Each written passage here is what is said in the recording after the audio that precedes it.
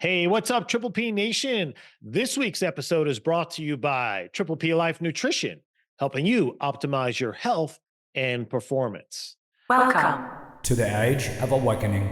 Please identify yourself. Enter.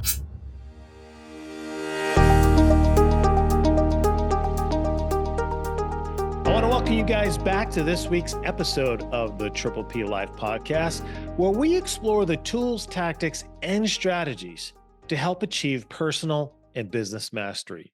You see, the mission of this podcast is to help entrepreneurs and professionals learn and grow in the four key areas of life, which is mental, physical, spiritual, and financial. So you can start living your best life today, which of course is your Triple P life. I'm your host, Dr. Jay LaGuardia. Welcome back to the podcast. And I know some of you may be thinking, Jay, what is a Triple P life? Glad you asked. It's all about empowering your dreams, igniting your passion, and accelerating your prosperity. Which, look, who doesn't want to do that? It's all about living our very best life. And I'm of the belief that you can have it all. You can have great health. You can have great wealth. You can have incredible relationships. You can have a great sense of purpose. You can have a connection with something bigger than yourself. You don't have to sacrifice or one or a couple of areas to be able to be successful in business or to be successful with your health. I coach people all around the country and even internationally at times who have a rocking business, but their relationships and their health is an absolute disaster. And conversely, who have great health, but their businesses are teetering on collapse. So I really want you to understand that this is not a pipe dream. It is real. I know it's real because I've been able to do it, and so have many, many others. And the fact is, I don't have any special talents, any special gifts, any special abilities. What I do have is a know how. What I do know is I have a clear vision, I have a clear mission, I have a direction for my life and where I want to go, what I want to do, and how I want to do it. And I also know the tools and strategies necessary to make it happen. And, there's some tactics as far as time management and commitment and discipline and all those things. But on the show, we teach those things and they're not hard. It's just about applying and reapplying and learning and eventually creating new habits, new beliefs, and new behaviors. And guess what? You can achieve your Triple P life. So, this week on this show, we're going to talk about your money, in particular your finances, right?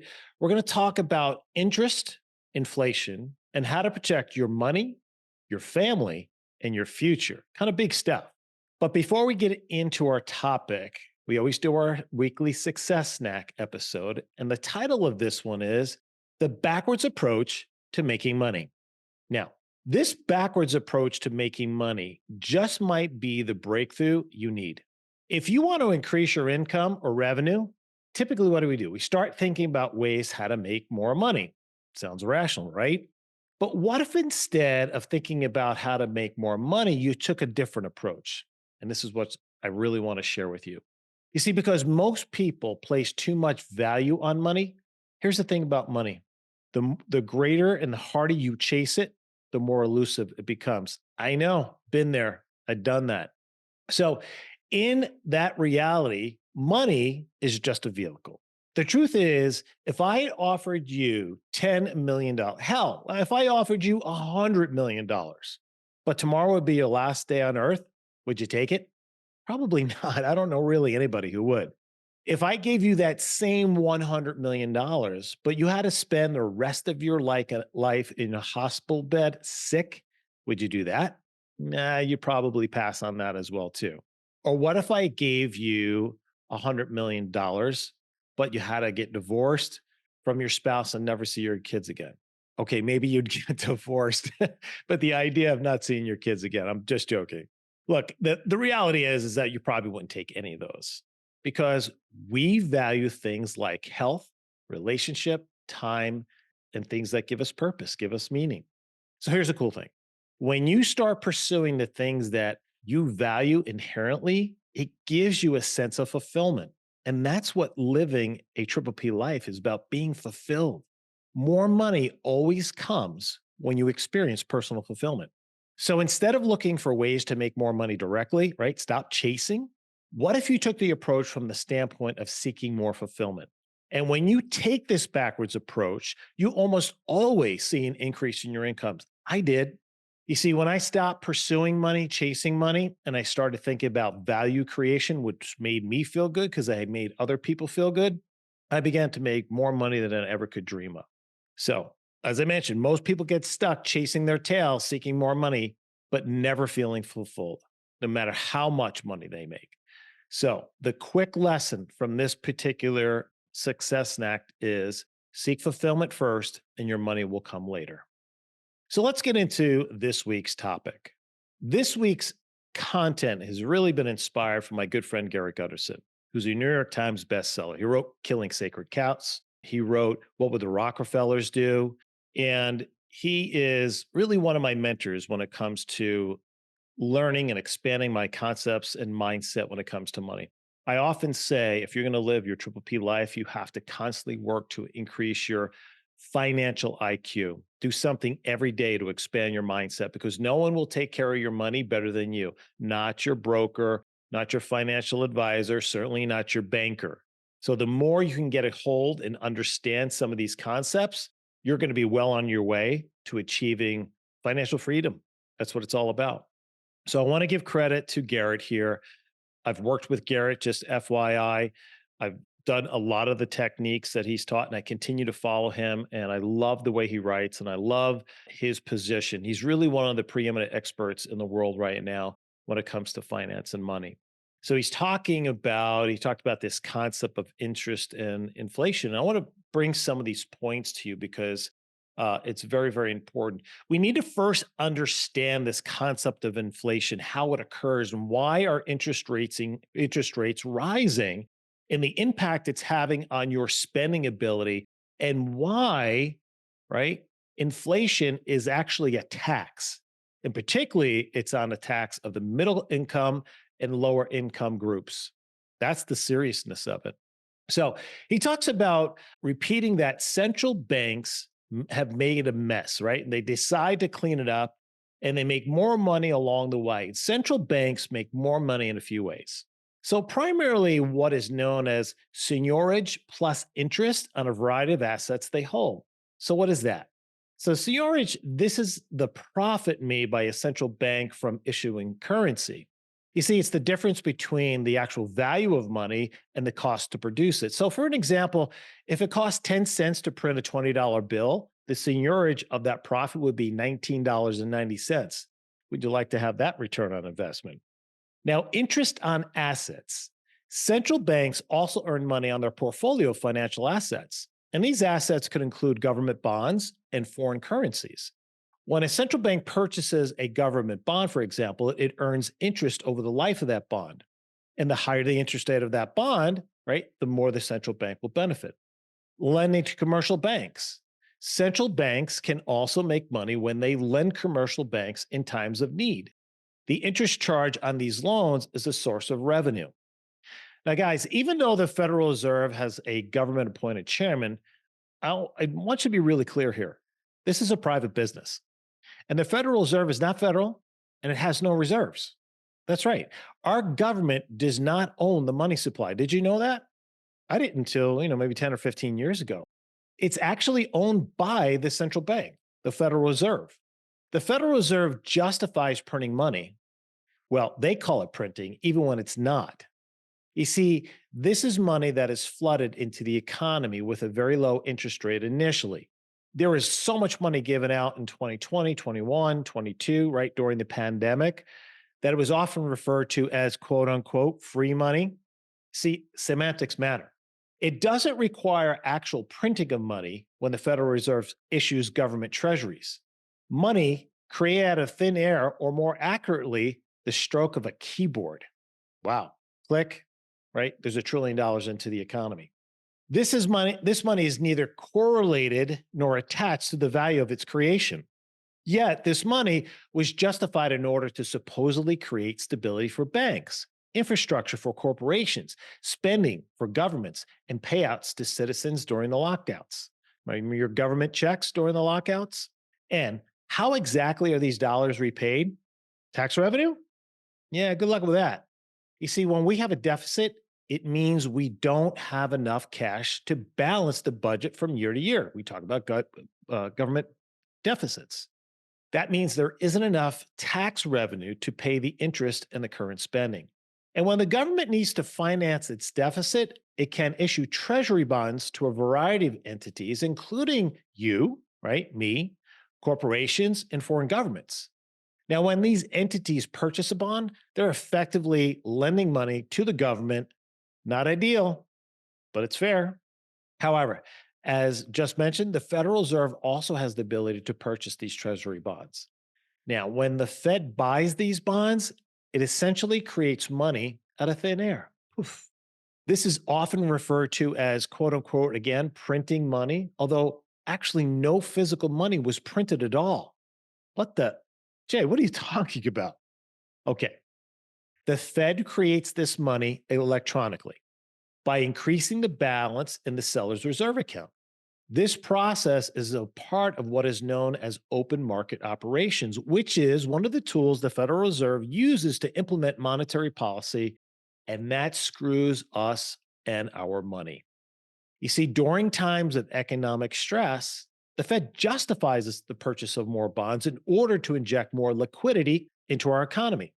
This is going to create inflation that the Fed will eventually argue must be slowed through raised interest rates. It's what we've been experiencing now for a better part of 2 years. So the higher the interest rates benefit the people who are the main culprits of the inflation in the first place. That's the private banks, aka central banks, aka Federal Reserve. Yes, it is the hand and the policy of the people who benefit the most from the bad policy, high interest rates, bailouts, and government spending that we find ourselves in a predicament that confiscates our wealth, increases stress, and impairs quality of life. It's the opposite of what the policy was supposed to or said it would do. You know it, you're living it right now. And there are times the government debt is handled by justifying more debt, making the problem even worse. Think about it. If you're experiencing debt in your own life and that debt is beginning to really crush you, would you go out and create more debt? Or would you figure out a way to reduce the debt or increase revenue so you can increase that debt? Only the government can do that. And see, that's when this whole charade of debt ceiling talks, that's when it happens. And it's really been coming up almost every 3 or 4 months now. And they do a continuing resolution. They fund the government for a short period of time. And we're going to be back on the precipice of the next government shutdown. I think it's March. So I know you remember those. Now, these government shutdowns, right? You begin to see the threat of a Social Security default or potential default on government issued bonds. Again, they got to justify the spending, right? They got to create the fear. Adding more money without value, causing inflation, and then raising interest rates to battle inflation caused by printing more money often merely adds to, right? Just by hitting a button on a computer screen. It's a vicious cycle. So they send out tons of money through quantitative easing. Then they say there is inflation. Then they raise interest rates, getting paid more on the increase with the treasuries. But oh, wait, hey, don't worry, because in March 2020, the Federal Reserve initiated quantitative easing, stating that market functioning and effective transmission of monetary policy to broader financial conditions, and it went from 4 trillion to about 8.4 trillion of treasuries in less than 2 years. Oh, but don't worry about that. They gave back 90 billion to the government after 2020 to share the profits. You see, the shell game. It's wolf in sheep's clothing, fox in the henhouse. They create the problem, they offer the solution, right? It's like the firemen building the fire and then sending the trucks over to put it out. So thanks, Federal Reserve. We really appreciate that. So why do they say raising interest rates lowers inflation or slows inflation? Let's really discuss that. Because people every day, you hardworking people that are living paycheck to paycheck or servicing consumer debt, ending up spending more money on interest and less on other items. As I mentioned earlier, inflation really hurts the middle class and the poor the most. It's just the way it is. It hurts those that are struggling to make ends meet, spending what they make to survive, and with the least discretionary income. These people have the least discretionary income. The amount of discretionary income is lowered as more money goes to interest towards student loans, car loans, mortgages, credit cards. Good Lord, there. And of course, this can really harm our economy. And again, you, especially, right, the poor and the middle class. So, for example, as interest rates increase, payments for new homes increase and create a downward pressure on home prices while payments increase. And people often buy homes based more on payments than price. This can lead to a higher rent payments. It also can lead to limited supply of single family homes while more apartments are built. This happens because those with lower fixed payments financed before 2022, they don't want to sell, right? They may have a 2.5, 2.75, 3.2 interest rate. Why would they give that up, sell their home, and go buy a home now? Well, it was up north of 8%. Now it's somewhere in the sixes, but still, it's more than double. And there are more investors building apartment complexes, I'm being one of them, right? With increased demand and higher payments required for new homes and even in the declining market. So, because people can't afford to purchase homes, they've got to live somewhere. So, they would like to live in a nice new complex that makes it feel like their home, but yet they can't afford to own their home. So as the interest rates for mortgages goes from 2% to 8%, as I mentioned before, guys, that's a 400% markup, 400% market percent increase. And even though the prices of homes can drop maybe 10 or 20%, the payments are still higher due to the interest rate hike. Think about that. You go out and buy a house that's 20% less, but based on the increase in the interest rates, it's still going to cost you double. So the payment on old inventory on homes bought years ago, before the real estate market run up, maybe significantly cost significantly less per square foot than it costs to rent. This is because the payment remains lower with cheaper interest rates and substantial equity in the home due to appreciation. The price of the home may have been 50% less at the time of purchase just 5 to 7 years ago. That was before the run up. So, to be clear, this has many people staying put because past interest rates are substantially lower. And people who hold on to those properties, they would have otherwise sold in a different interest rate market, maybe bought up into another home, selling their first home, allowing more people into the market, first time buyers. But people are just completely squeezed out of the market. So let me wrap this up for you here. Higher interest rates is making affording homes less likely, out of reach, typically for the entry people into the market. And that creates an increased demand for rentals and apartments, making it easier for landlords to raise rents because it's supply and demand. So, guys, here are the facts. Number one, those that spend money rather than save and invest, you're going to get hit the hardest. Number two, borrowed funds now cost more to service the debt, decreasing your discretionary income, decreasing your ability to enjoy life more fulfilling. Number three, saving rates may have increased, but again, that doesn't help those living paycheck to paycheck. Because inflation has outpaced the savings rate, so you may be getting more in your savings account, but the cost to purchase goods has exceeded the savings rate, you're still upside down. And we know because we've seen those statistics. About half of Americans cannot afford a $1,000 emergency bill within 24 hours. Man, it's devastating and it's scary. So based on those three facts, we know this. Raising interest rates require families to cut out certain expenses to handle the higher cost of borrowing. Slowing inflation by requiring money to pay for loans, making the rich richer and the poor poorer. I'm sorry, it's the way it is. Because guess who's writing the legislation? They write the legislation to benefit themselves. Nefarious? No doubt. The feds flood the market with money, then gets higher interest paid to them on even more money. Taking interest rates from 2 to 8% is a massive increase. And on a $100,000 home equity line of credit, the payment goes from $2,000 to $8,000. A 400% increase in cost removes $6,000 from other goods and services and production, and instead it's paid to interest. And that money could have gone to investment, your education, entertainment, a vacation. Instead, where does it go? To the bank. And that slows inflation. At least that's what they tell us. Here's another way to look at it. I heard once that Coca-Cola talks about stomach share. It's really what percent of calories per day goes towards soda. Same analogy. Higher interest rates mean the Federal Reserve has a higher share of the money. How does all this keep happening? Well, it begins with a story, and that story is based on fear, but then it's based on compassion. It's a false narrative from people who do not have our best interests at heart and are devoid of compassion. So, guys, we know this all starts with fear. They tell us we're not going to be okay. We need to worry. And when fear arises, that justifies them making these decisions. And when the story is strong enough and dire enough, the call to action is imminent. And with this action, it's justified for debt. Why must we act now? Why must we go into debt to support those who cannot support themselves, they say? It tugs at our heartstrings. But what's going to happen to the people we love? What will happen to the people who can't fend for themselves? I get it. It's actually a legitimate question. And don't we all want to help? But what if the policy protects us, actually hurts us, and makes the problem worse? Because it elevates inflation and it causes the elevation of interest rates. You see, when money is printed through quantitative easing, what happens next?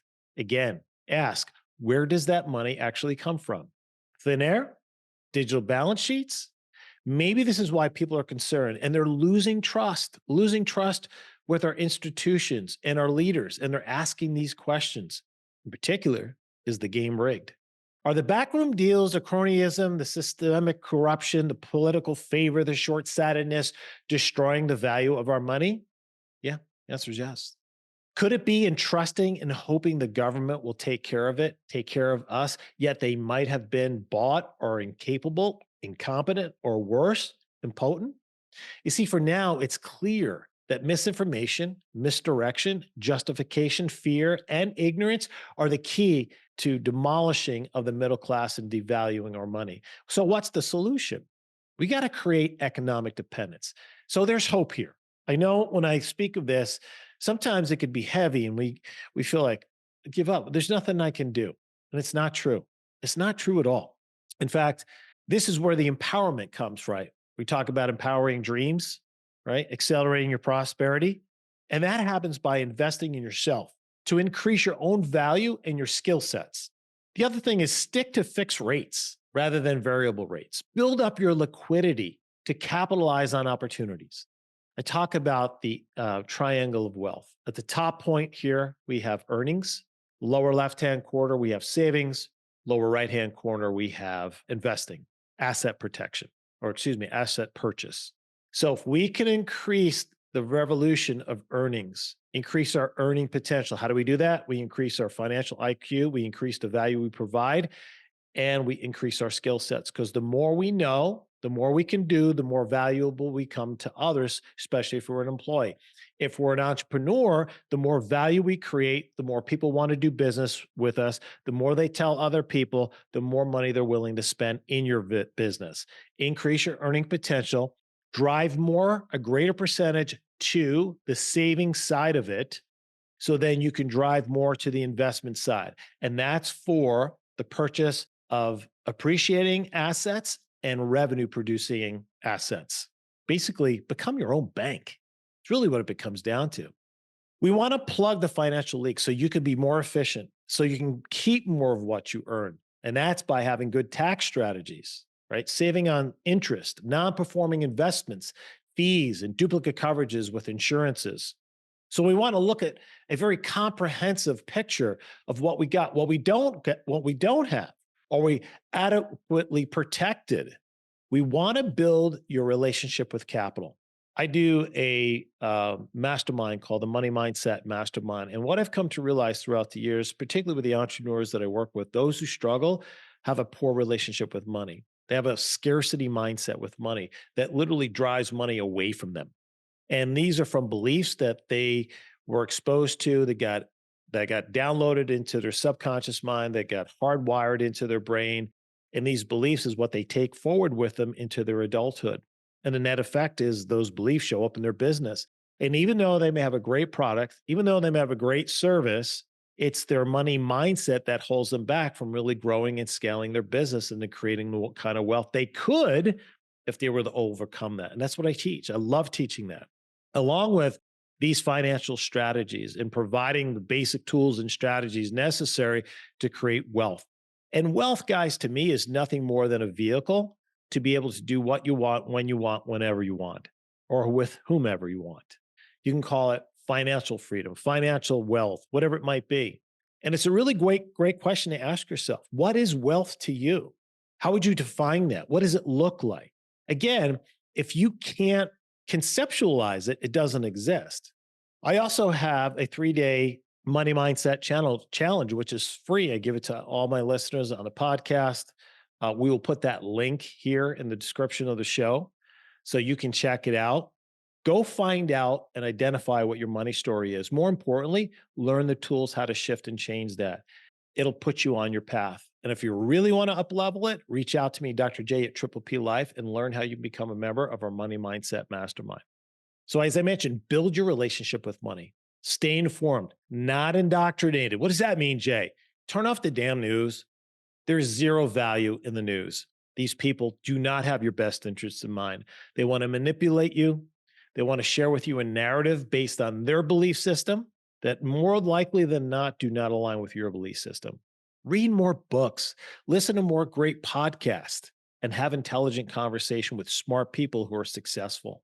Focus on the controllables. What's that? It's you. It's how you show up every day. It's your attitude, your beliefs, your behaviors, and it's your production, the value that you can create. Consider Bitcoin, right? I'm not telling you to do it, but you might want to look into it. Cryptocurrency right now, I believe, is on the precipice of certainly next bear market, but maybe a transcendent market. And there are a lot of smart people who are saying that. So you might want to look into cryptocurrency. Also, buy assets that appreciate in value and create cash flow along the way. Don't be dependent on a single source of income. Richard Kiyosaki from Rich Dad Poor Dad said, true wealth occurs when you have 11 forms of different passive income. So when you get up on January 1st, you know exactly what you're going to make for the entire year based on your passive income portfolio. Whether you stay in bed the entire year or not, that's freedom. Now, finally, move forward by focusing on your greatest asset, which is you. It is you. The stock that matters the most, that you should invest the most is you. How much money do you invest in yourself each and every year? What programs do you attend? What seminars do you go to? What books do you buy?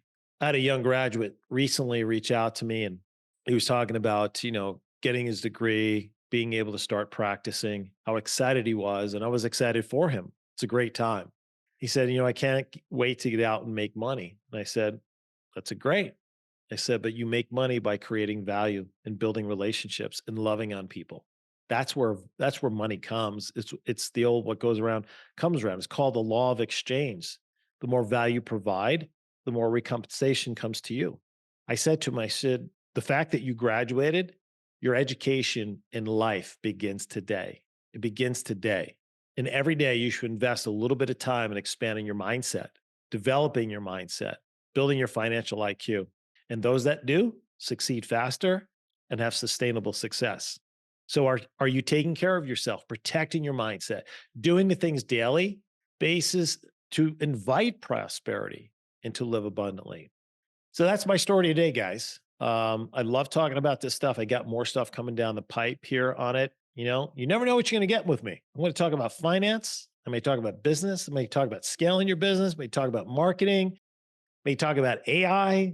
We may talk about health, ways to reduce disease, whatever it is, man. That's what we do here. It's about the 4 pillars of life: mental, physical, spiritual, and financial. They are all important. And hopefully this message today really resonated with a few. And if it did, awesome. Thank you. Share it with others. As I always say, great content should flow through us, not to us. Why? Because it's what we do and the impact we have on other people that creates a legacy that makes our life actually have meaning. And the fact is that when we're dead and gone from this earth, that's how we're remembered. Also, I want to remind you, check out my buddy, Garrick Gunderson. Go to thewealthfactory.com. He's got incredible resources there. He's so bright. I love the guy. He's a good friend of mine. He's also one of the, like I said, preeminent experts on finance. I want to give Garrett a lot of credit for the information here today. So guys, as I always say, you be you, all right? Just be the best you. And I promise you'll always empower your dreams, ignite your passion, and accelerate your prosperity. Until next time, be well.